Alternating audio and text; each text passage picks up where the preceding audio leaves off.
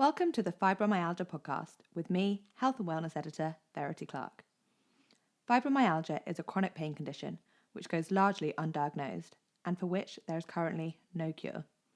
Yet in the UK alone, it is estimated that around 1.5 million people are sufferers. Poor diagnosis and zero cure means suffering in silence is a common theme in the chronic pain community. Created in conjunction with the Fibromyalgia Magazine, this podcast aims to break this silence because we believe that the more we share, the more ways we will discover for fibromyalgia sufferers to lead happier, healthier lives. We'll be covering and oversharing everything you ever wanted to ask about fibromyalgia, but didn't know who or where to turn to, with conversations with some of the most interesting and thought-leading people, both within as well as outside of the fibromyalgia space, to give you information, insight, and inspiration for diagnosing and coping with fibromyalgia. Because even though something is invisible, that doesn't mean it should be kept in the dark. This week I'm joined by Kristal Kent, an Army veteran, fibromyalgia advocate, and patient leader expert. As a person suffering with fibromyalgia and chronic pain, and with 20 years of social service experience, Kristal's advocacy work focuses on educating the fibromyalgia community on their illness, how to best advocate for their healthcare needs, and apply for medical disability benefits. As a veteran with fibromyalgia, Kristal also advocates on behalf of military veterans diagnosed with fibromyalgia and chronic pain. Kristal is also the founder of the Fibromyalgia Chronicles, a social media platform which focuses on reframing how you look at self-care, with tips on how to live your best human potential. Kristal is a font of all knowledge when it comes to fibromyalgia, and she is passionate about advocating for up-to-date fibromyalgia research and education, and for spreading awareness of the condition in the mainstream media. Kristal, hi, thank you so much for joining me today. Hello.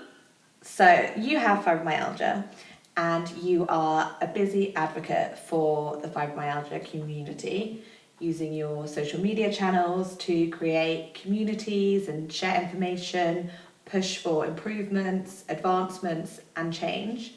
But this advocacy movement all started out of your own frustration with the kind of wealth of misinformation that you were coming across when you started out on your own fibromyalgia journey. So, to begin with, could you share with us your own experiences of fibromyalgia and how you've ended up becoming a sort of mouthpiece for the community? Oh my, so I'm gonna make this as short as possible because my journey was very, very long, which is really typical of someone with fibromyalgia. And again, as you highlighted, this is why information needs to be updated, and there's a lot of frustration, including myself. So my symptoms, when I got to the right medical providers, we were able to trace back that my symptoms of fibromyalgia started in 2000. Right. Shortly after I was in the Army. And while I was in the Army, I was a passenger in a 2.5 ton vehicle that crashed. Wow. It caused a lot of problems, and I've had a lot of surgeries as a result, but my symptoms of fibromyalgia started there, relatively immediately after that accident, and that was in 2000. And I had other issues like arthritis and joint damage, and so when I would have these basically flare-ups of fibromyalgia symptoms, they would wax and wane. I'd go to the doctors, and they would say it was the arthritis, and saying that it was referred pain, meaning that, okay, you have arthritis in your knees and that pain is traveling down your leg, whatnot. The first time the word fibromyalgia was put on my radar was in 2007. Okay. And I was seeing a primary care doctor through Kaiser Permanente and having a discussion with her and saying that, yes, I have arthritis and all these issues from injuries, but there's just things that are not making sense. Some of these symptoms of this pervasive fatigue, having having moments where like my thought process kind of goes out, or not being able to articulate what I want to say all of a sudden, headaches and migraines, difficulty sleeping, just these things that did not match up with joint injury, arthritis, whatnot, and some IBS issues. So that doctor sent me to a rheumatologist at Kaiser Permanente and said, I think something else is going on, and had ordered all this testing and prep for this rheumatology appointment, including I was tested for MS and lupus, rheumatoid arthritis, mono, meningitis, like everything. A whole slew of medical testing. And then I see the rheumatologist, and he goes through all the tests, my history, and we had a discussion of symptoms, and he's like, I think you have fibromyalgia syndrome. And back in 2007, it was called a syndrome. And I said, okay, well, what are the treatment options? And he handed me this little pamphlet, this trifold pamphlet, and said, well, getting enough rest, good nutrition, engaging in physical activity are going to be your best measures to managing. And at the time, the fibromyalgia symptoms weren't that bad. They would kind of wax and wane. Like, they would flare up and kind of go in remission. Okay. So that was the information I was given. And I'm like, okay. And then through the years after that, slowly, my fibromyalgia symptoms started to progress to the point where it was daily, it was constant, it was continuously interfering with my sleep schedule, my daily routine. It was starting to affect my work with the brain fog. Yeah. And so I started going through the gamut of finding doctors who had some idea of what fibromyalgia was, and that it was a valid physical medical condition. And I went through a lot, and it wasn't until about 2013, 2014, that I found specialists that understood and believed that fibromyalgia was a very tangible physical illness. Yeah. Had some ideas of ways to manage the symptoms, both medically and non-medically, that was more than what other medical providers were offering. And I also had the Fma Blood Test done for fibromyalgia. It was FDA approved and ready by then, and it confirmed my diagnosis.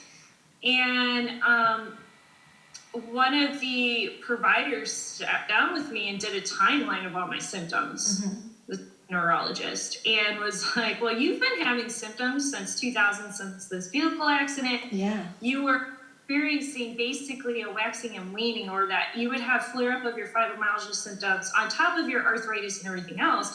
And then it would go away, like go in remission. And as time has gone on and you haven't had appropriate treatment or providers create an approach to help you manage the symptoms, they've progressed. Yeah. And so that was a very telling moment, and also a validating moment, that not only did this neurologist believe me, but was able to provide me an outline of what was happening to me for 13, 14 years. And it was because of that I decided, you know what? I went through this. Yes, they said I had fibromyalgia in 2007, didn't have much information, but it really was 13 years before I had a medical provider and developed a medical team that knew about fibromyalgia and was able to provide me options and validate that it was a real physical illness and not a somatic or mental health condition. And I thought, wow, my life, I had a brother that was very seriously ill as a child. Okay. He had leukemia. He later developed cardiomyopathy. So I was on the side of being a caregiver for many years. Professionally, I worked in social services and worked as an advocate for my patients and clients. And I just thought, okay, it took me this long and I have knowledge and experience to advocate for myself. So what is it like for someone who doesn't have my skill set or know how the healthcare system works? And that's when I was like, okay, well, this is a serious issue. I guarantee that there are millions of people that have gone through this process, and I really need to speak out. I really need to share my knowledge and my skills so that people with fibromyalgia and other chronic illnesses can learn the best practices to advocate for your needs, to educate everyone, not just people with fibromyalgia, but society as a whole, what fibromyalgia is, the symptoms, all the tangible evidence of research and physical evidence that fibromyalgia is a very tangible physical condition and not mental health. And that really kind of got the ball rolling as far as becoming, I guess for lack of a better term, a voice for the fibromyalgia community and taking to social media and utilizing those platforms to connect with people with fibromyalgia and give them the knowledge and the skills and tools they need to be more successful on their journey with fibromyalgia, both personally and medically. So there's the long story. there's a condensed version. Wow, I mean, that's quite the story, and the fact that, as you said, 7 years in, you were given a leaflet, and then it wasn't until 14 years in that you were given a bit more information. You touched on briefly there that in your work is also about people outside of the fibromyalgia community understanding the condition. Do you think that by the time you reached that 14-year pinpoint, that there had been a bit of a shift in public consciousness? Because, for me, I feel like in the maybe only the last couple of years, there's been a bit more chat about it because of faces like Lady Gaga talking about it. In the UK, we have a radio presenter, Kirsty Young, who has spoken about it. I mean, firstly, why was there, or is there still, this massive lack of understanding or lack of willingness to talk about it in mainstream media? Miseducation, and it really starts from the, metaphorically speaking, the top, when you have entities such as the Center for Disease Control, the National Institutes of Health, major medical facilities like Mayo Clinic and Cleveland Clinic, putting out information that is outdated and based on information on fibromyalgia before all the advances in research and medical and scientific technology on fibromyalgia. And I would say that I appreciate Lady Gaga and some of these celebrities. There's actually a lot of famous people with fibromyalgia. You have Lena Dunham, you have Nicole Arbour, Sinead O'Connor, Janine Garofalo, Joe Guest from the UK. She was a former model and reality star. There's a lot of celebrities that have fibromyalgia, but very few speak out on it. So why is that? I wouldn't know. I mean, I've never had a conversation with famous people. Nicole Arbour is one I follow. I've had some opportunity to interact with her on social media. She's been very outspoken about her journey.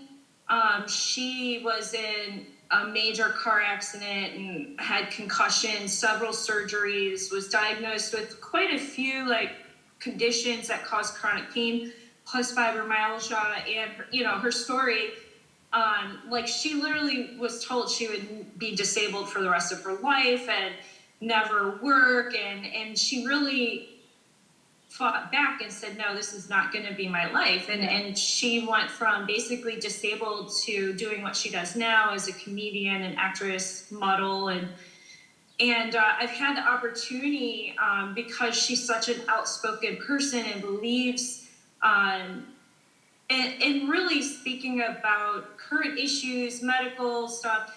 and she might not be everybody's cup of tea. She's a comedian, Yeah. but she's had some, like on Instagram, some live chats where, you know, as a veteran of Veterans Day, she hosted veterans, and I was one of the veterans that she had on a couple of times during the month of May, putting out some promotional information. She has liked and on one instance shared it. I mean, she's been very open and speaks about her journey quite often. I know Lady Gaga does as well.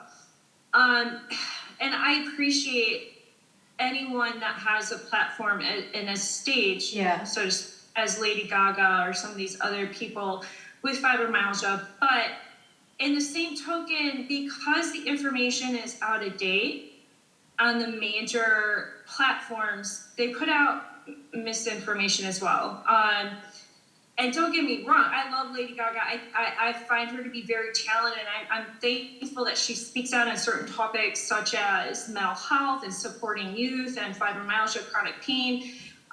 In her documentary, 5'2", which is on Netflix, she talked about it, and she was very cognizant of how fortunate she was to have the means and access to, you know, healthcare and symptom management opportunities that the general population doesn't have access to. She was very aware of that and spoke of that, and I appreciate that she said that. But in the same token, when she is speaking about fibromyalgia, she often comes across as her experience being a universal experience of fibromyalgia. Interesting. And her traumatic experiences. And the problem is, while it helps shed light on fibromyalgia, it still creates a misconception that people with PTSD or have had emotional trauma, that's why they get fibromyalgia. And it continues that cycle of it being a mental health condition versus physical. But there's a ton of evidence that shows that there's other triggers for fibromyalgia, including, you know, car accidents, repetitive injury, surgery, physical trauma, other physical serious illnesses. And so I would love to be able to collaborate with famous people or create a campaign that, like, famous faces for fibromyalgia, so that they can help, you know, team up with the advocates that have been doing this for years and years to put out the right information on and really validate the condition more than, and recognizing that it is not just it's not a universal, like, experience that everybody has the same experience, all have the same triggers, because that's not the case. That's a great campaign idea, famous faces for fibromyalgia. Well, I'm sure you can make that happen. Okay, so you're talking a lot about miseducation here, and this kind of being one of your big bugbears and what you really want to get changed. So have you got any examples of what sort of information is out there to the public that you have just found through your own research to not be up to date anymore? Well, a big misnomer is that fibromyalgia is predominantly an illness that afflicts women, but there's a ton of research that indicates otherwise, that medical research and patient research surveys have indicated that approximately 40% of people with fibromyalgia are actually men. Wow. And theorize that it could be a higher amount and we don't know, and that would be due to misdiagnosis of men with fibromyalgia or them not self-reporting. I think that, well, the Fma Blood Test by Epigenetics has been available and FDA approved since 2013. It's available in several countries. Unfortunately, not the UK. No, not in the UK. But it's interesting because it's available in Canada and Australia and South Africa, and those are Commonwealth. Yeah, and actually it wasn't until I had an initial catch-up with you that I even realised that there was a blood test at all. So I'm sure, you know, that must mean millions of people also don't know that there's one available anywhere. They don't, and I've even posted and shared the information about the blood test, like, on my social media platforms, and I have people with fibromyalgia say, I don't believe it. I'm like, here's the information. It went through clinical trials. It has been FDA approved. There's a lot of insurance companies that cover at least part, if not most, of this blood test. I think it's like $994 or something like that. Yeah. And, you know, as far as the cost, and including in the United States, Medicaid and Medicare HMOs also cover this test. And that piece of information I feel is pertinent because so many individuals with fibromyalgia, including myself, and even today, they go through this series of exclusionary testing. And even that is listed on the CDC and like the Mayo Clinic's websites, that you have to go through like this series of exclusionary testing before being officially diagnosed. But I'm like, you know, that's a huge disservice of both information and time and money. Yeah, I mean, that's a total game changer, isn't it? If you could, instead of spending 14 years searching for an answer, you can spend one blood test worth of time. Right. And you know, on average, some people take longer, like myself, some people a little bit shorter, but the average time frame before someone is diagnosed officially with fibromyalgia is 2 to 5 years. And part of that is because they're going through this gamut of all of this testing, and there's this blood test that could shed light if someone has fibromyalgia or not right away. So that's some misinformation that's out there. Again, there's misinformation I see on websites, blogs, medical entities where they're focused about fibromyalgia as more somatic or mental health versus it being a physical condition. So those are just a few examples. There's research that shows 1 to 2% of children and adolescents in the world have fibromyalgia. So that's a lot of people. And so those are some examples of misinformation that if people had that information, I think it would be a game changer as far as getting a diagnosis sooner, understanding that a lot of men suffer with fibromyalgia. I feel that they are even more stigmatized than anyone else with fibromyalgia. There's a lot of veterans with fibromyalgia. And those are just a few. There's so many instances, but those are a few. Wow. I mean, okay, so then in your work, then you're kind of lobbying for change for this information to be updated. So you've got a petition going at the moment, which is about changing information on the CND and the NIH. Can you tell us a little bit about your work with that? So myself and many other people with fibromyalgia advocates and fibromyalgia nonprofit organizations for many years have said, you know, this is a huge problem that this misinformation is out there.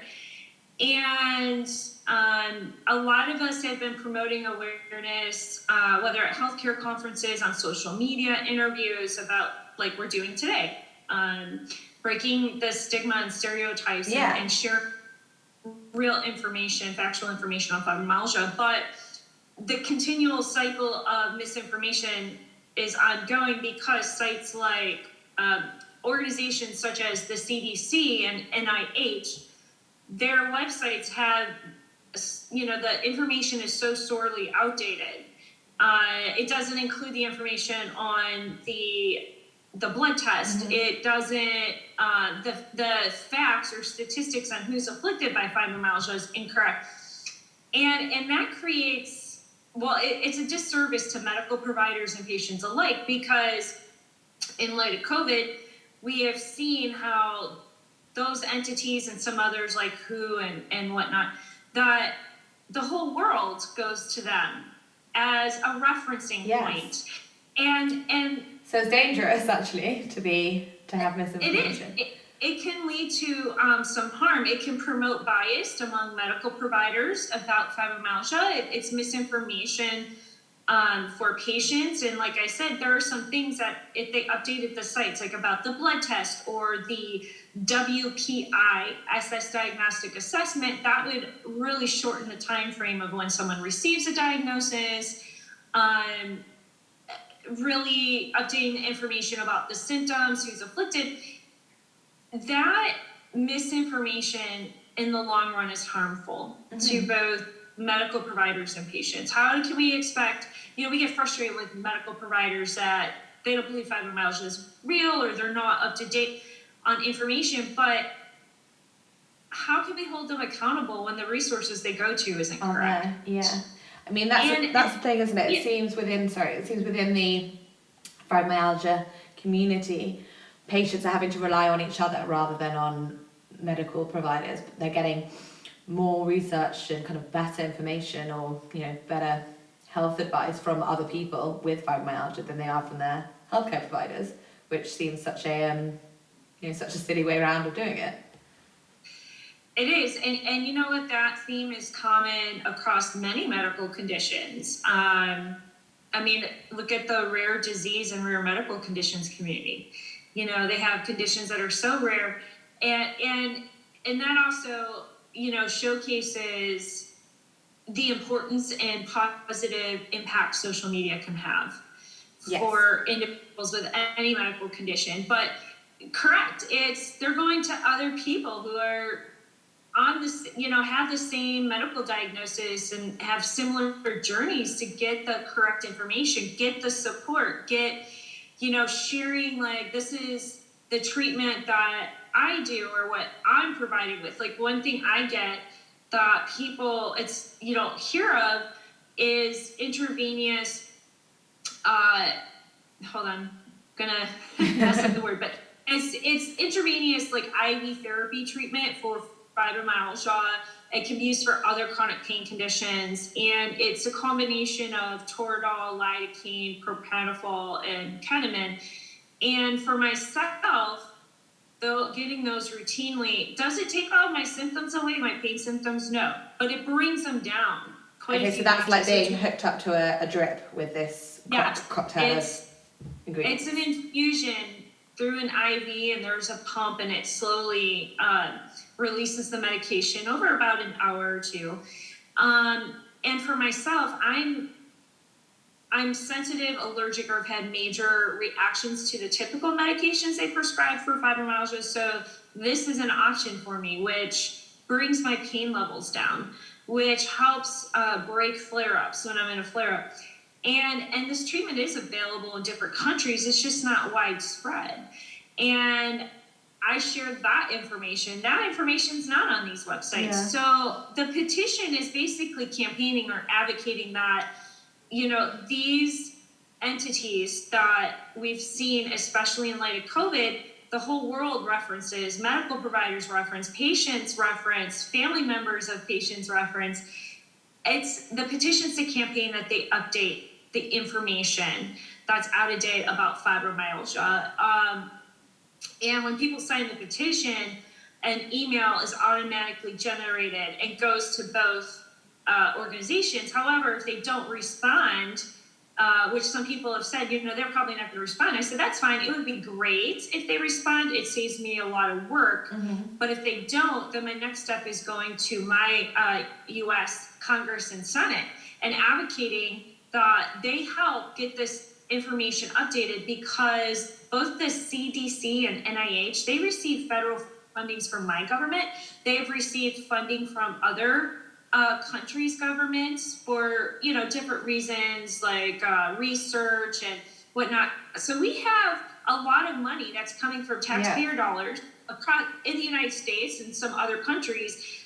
And so that is a huge problem, that they're getting this funding. And like I said, fibromyalgia, the information on that it's not like it's been out of date for 6 months or a year or two. We're talking about a decade, almost 2 decades.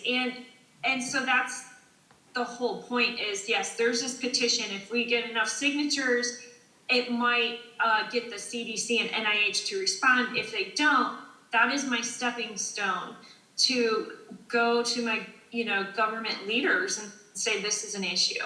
And as you said, it's there's global eyeballs on these sites. So even though your petition is taking place within the US, if it is successful and things get changed, that will affect people all over the world because they'll be seeing this updated information, right? Correct. And I have the petition set that anyone in the world can sign it. Okay, so for people listening, how can they access the petition? Well, it's on change.org. Mm-hmm. I could pull up the link. It is on all my social media sites as well. We'll pop the link in the show notes. If they were to search, it would be fibromyalgia update CDC and NIH information for the petition. Brilliant. And do you have a date for when, if you haven't got enough signatures, you'll be taking it to Congress? Well, so here's the thing. A lot of times you need a lot of signatures. Yeah. So I'm very lofty with my goals. I'm like, we need 100,000 signatures. 50,000 would be great. I can't even say that I have this time frame or date, because I'm already reaching out. I live in the state of Ohio in the United States, and my state representatives, I'm already reaching out to them to talk about this and some other things related to fibromyalgia and advocacy and awareness. The month of May is recognized as Fibromyalgia Awareness Month, May 12th, Fibromyalgia Awareness Day. Okay. Tentatively, through the efforts and hard work of Support Fibromyalgia Network, we're hoping that we'll have a virtual advocacy day with our congressional leaders. So that's going to be my first time bringing it up and saying I have this petition. It's not like I'm going to have this date that I'm going to wait until I get X amount of signatures. I'm talking about it now.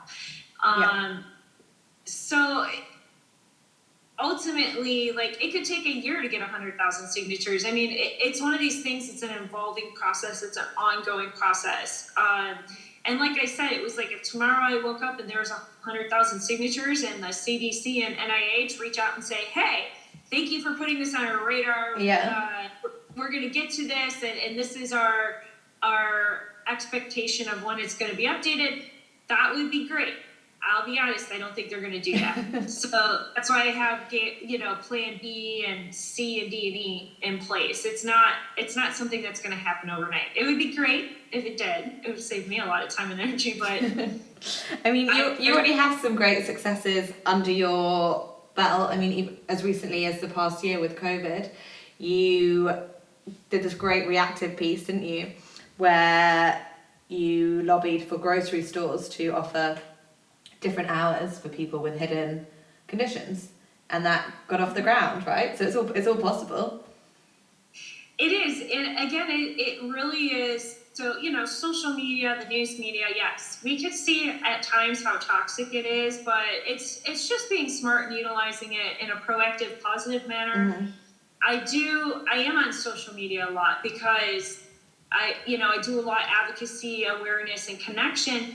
And I have to be smart with my time and not pay attention to the negativity and toxic and get sucked into that cycle of, this news story and people are fighting about this. And it's not that I'm not cognizant of any issue that's going on. I am, but I'm cognizant of not getting entrapped in that cycle of negativity and arguing. So, using social media to connect people and put that information out there, for as negative as social media can be, there's a lot of positives. And definitely, you brought up the call of action in light of COVID, accommodating individuals with medical conditions, high-risk medical conditions, and allocating shopping hours specific for them to ensure their health and safety.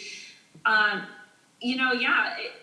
was able, I collaborated with two other advocates outside of the fibromyalgia space.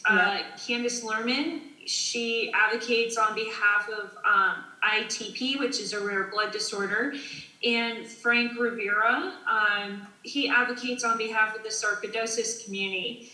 And we collaborated and put this written piece together, and then we took to social media and we emailed a lot of national and even international chains about this issue because they're accommodating senior citizens, which is important to do.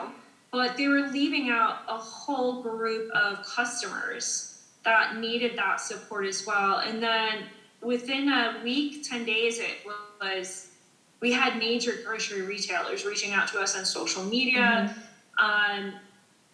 There was a day on CNN where the call to action on social media was on their scroll along, and they just said advocates and, put out this call to action and to accommodate people with high risk medical conditions. Yeah. I thought that was great. I really wish, because it was public, that they would put our names on there, just to, but that's the power of social media. Totally. And the power of collaboration. It's amazing. Yeah. And you're speaking about using social media positively, and what you talk about tends to look at things holistically and with this kind of positive lens. So let's talk about your own, what you share on your own social media channels. So one of your big things is helping people to live their best human potential. So can you talk a little bit about what you mean by that, and how people who are perhaps feeling a little kind of out of sorts and not really sure how to get out of this negative thought cycle, what types of things you recommend? So, I wouldn't say recommend. I share a lot of tips, whether things myself or from other people. And I don't want people to misunderstand that I'm engaging in what I call toxic positivity, because it's important to be positive, but what I like to say is having a good mindset, or reframing our thinking so that we're not focusing on the negative all the time. I don't want to disservice or invalidate people's experience, because living with a chronic illness is not a walk in the park. Totally. But we really have all these barriers and obstacles in front of us, and our mindset could be a springboard or it could be another barrier, and that's something that we can control. And I tell people all the time, they're like, "You're happy all the time." I'm like, "No, I'm not." Happiness is an emotion. Like, things happen in life that aren't very happy, and being in a car accident, not happy about it, but having a mindset, a positive mindset or a forward-thinking mindset about how I'm going to tackle this issue, reminding myself of my strength and my skill sets, kind of coming up with a game plan to deal with the car accident and the insurance company. And I think I shared with you, for your listeners, that we touched base before doing this recording. And an example, a real-life example, is my home was set on fire. By a roofing company. Yeah, it sounded awful. I was not happy, and as I tell people, happiness is an emotion. Trying to work on a frame of mind that's more forward thinking or positive is an action, it's a choice. And no, I was not happy about the fire. It was extremely stressful. I was dealing with the aftermath for 6 months and 1 week, right? But there were some silver linings. Like, there were things like, okay, I had a fire. It was very misfortunate, but I needed a whole new front door anyways before the fire, because it's like a skylight door. It's like the whole wall, basically. Right.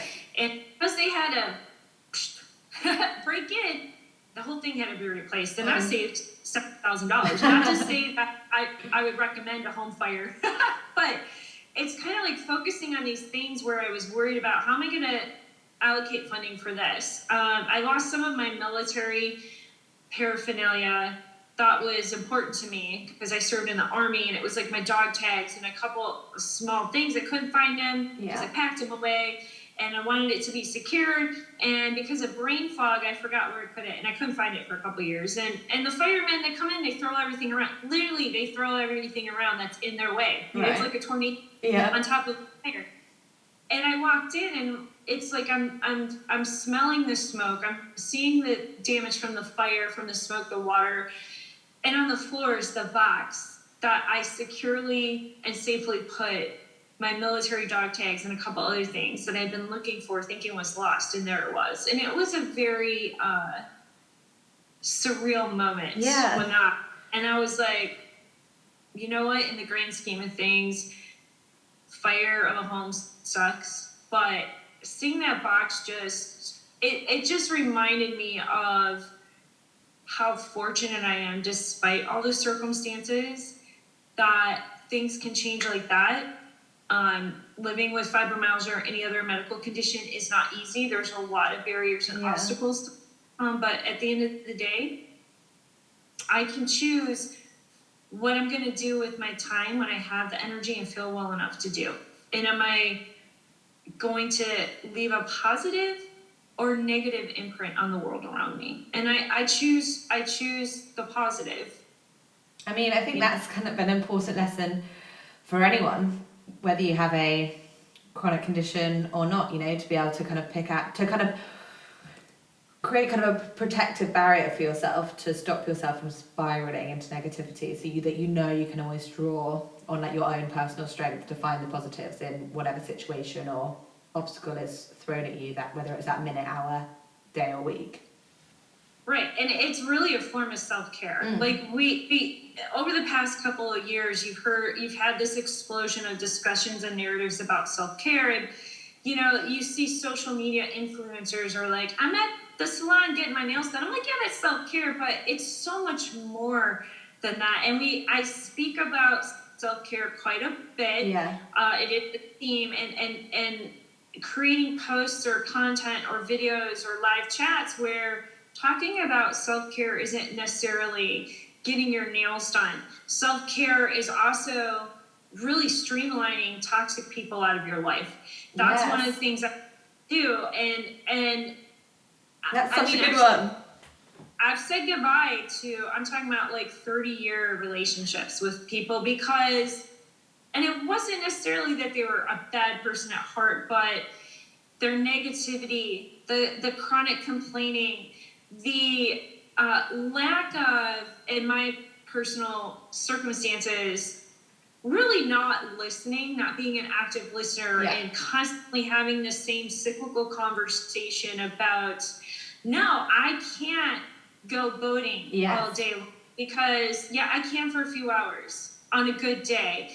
I need to rest for a couple of days before that, or no, I can't go trolloping around this huge shopping center for all day. Like, I can't. I want to. I can come and join you for a little bit, and then I'm gonna have to leave. That's so true. The people that you know, lots of people within the community talk about, whether it be their close friends or family, you know, that sense of not believing them, and that's exhausting, tiring. It doesn't make you feel good. It puts seeds of doubt within your mind. You know, why should you have to surround yourself with people like that? Exactly. And at the end of the day, your energy is precious. Whether you have an illness or not, your energy is precious. It is your commodity. It is your resource. And are you going to choose to invest that resource, your energy, well or not well? You know, our mental health, our physical health, it's its own like stock market. And how you're going to invest your time, your energy, is a huge determinant on what your outlook is going to be. And yes, there are circumstances where you can't just cut a toxic person out of your life because maybe it's your child, but learning ways to stand up for yourself in a proactive manner, or educating people, or say, you know, it's fine, you believe that. I know I'm not going to change your mind, but my circumstances and how I feel physically is not going to change. And when you say those things, then you're affecting my emotional well-being as well. And you don't have to believe me, but you also don't have to talk to me about it. You know, and those are setting boundaries, is self-care. And like I said, so it's being wise with your energy resources and choosing what people and activities you're going to have in your life. Are they going to complement your life or take away?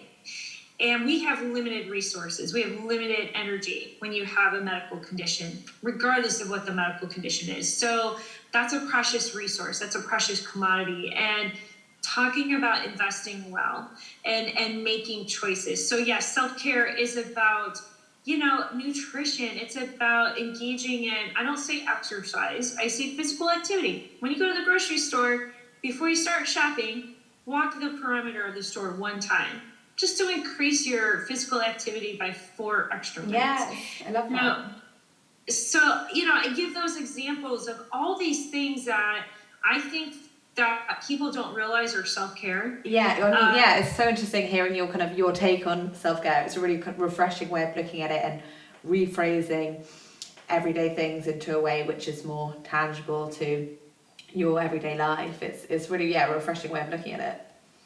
Mm-hmm. It's taking my circumstances and adapting it. Yeah. It's called lifestyle. Everybody has a lifestyle, chronically ill or not. We all have lifestyle. And so, I tell people all the time, I created a sleep routine. I'm very guarded about it. Even if with fibromyalgia, especially, we deal with insomnia and chronic fatigue. Even when we do sleep, we don't wake up fully refreshed because we don't go into REM, which is a restorative, or when we do, it's for shorter periods of time. And that is a restorative and healing process of our sleep. So we wake up, I can sleep 10 hours and feel like I didn't sleep at all, right? However, even when I have nights where I'm not sleeping at all, I'm in my bed by a certain hour. It's like I created a sleep hygiene routine that has, over a long period of time, has conditioned my body, kind of like muscle memory, to realize this is a time to rest. And even if I can't sleep, I can feel my muscles relaxing. So it's creating habits that are supportive and healthy for you as a person, whether you live with a medical condition or not. And I think in light of COVID, negative experience, and it's still going on throughout the world. There's a lot of negative after effects, not just the illness that has impacted our world globally, where we see increases of anxiety and depression.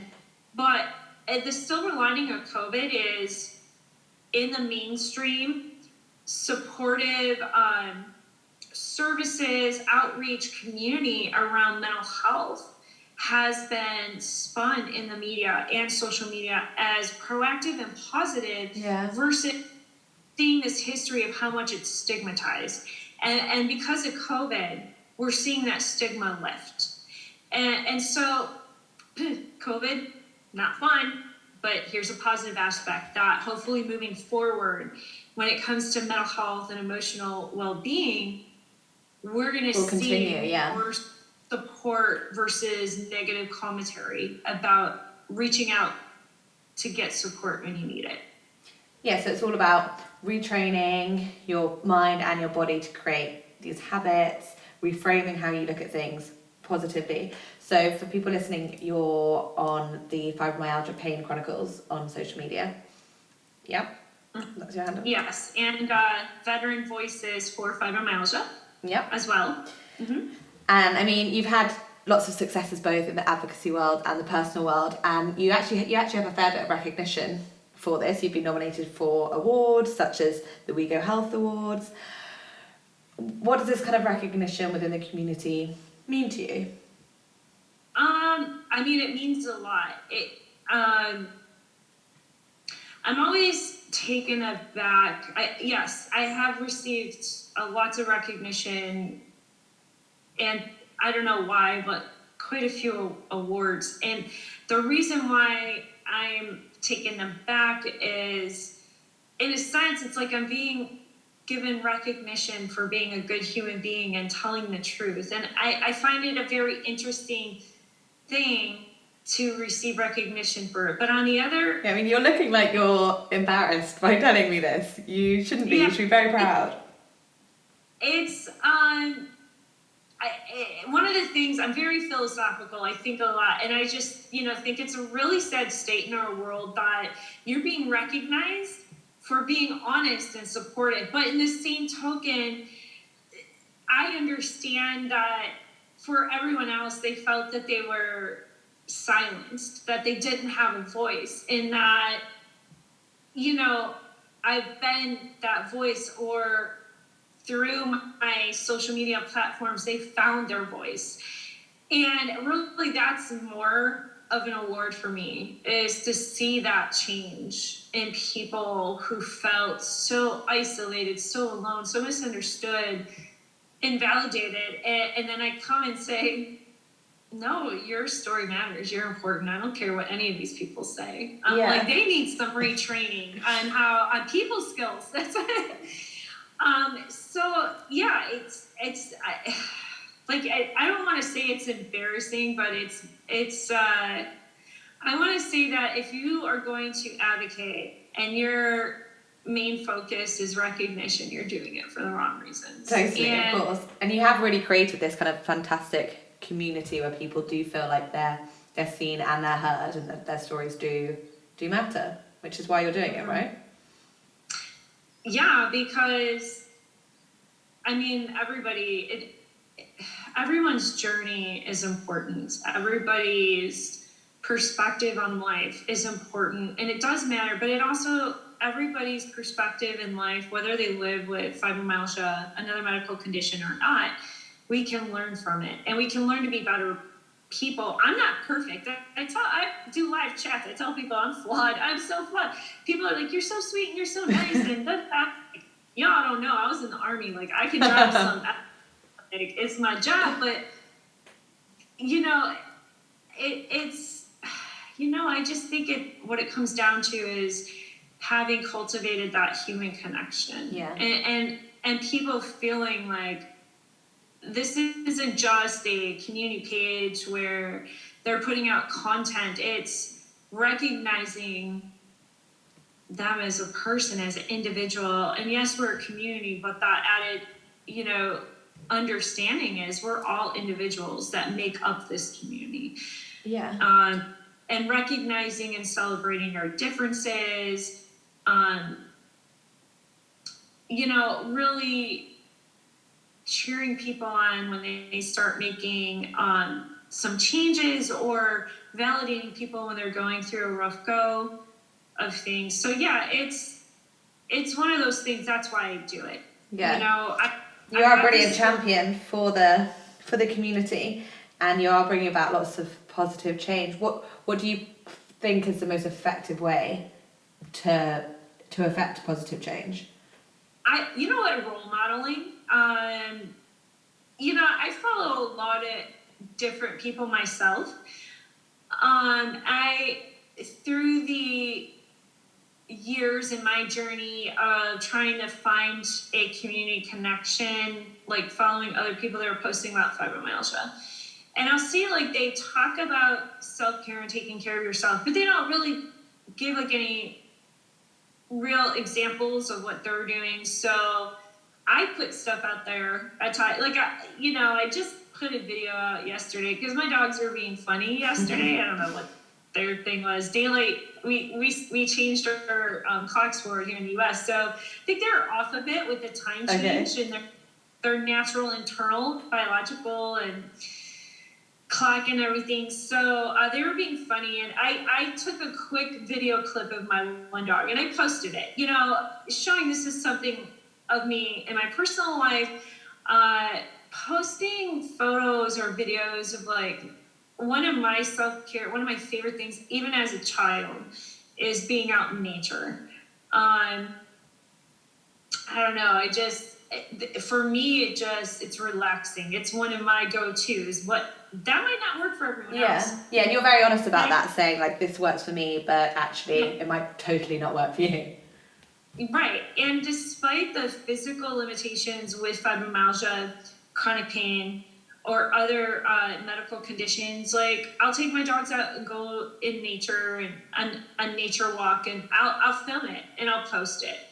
I like singing. I grew up singing, so there's some videos either in live chats or pre-recorded where I'm singing, and sometimes it's goofy. I did a rap song once, and it's hilarious. So it's about showing kind of all different sides of you.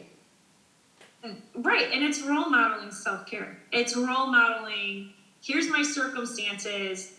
They're not great. What are things I can do that will lift my spirits? What are things that are good for me to make me feel a little bit more whole and a person again?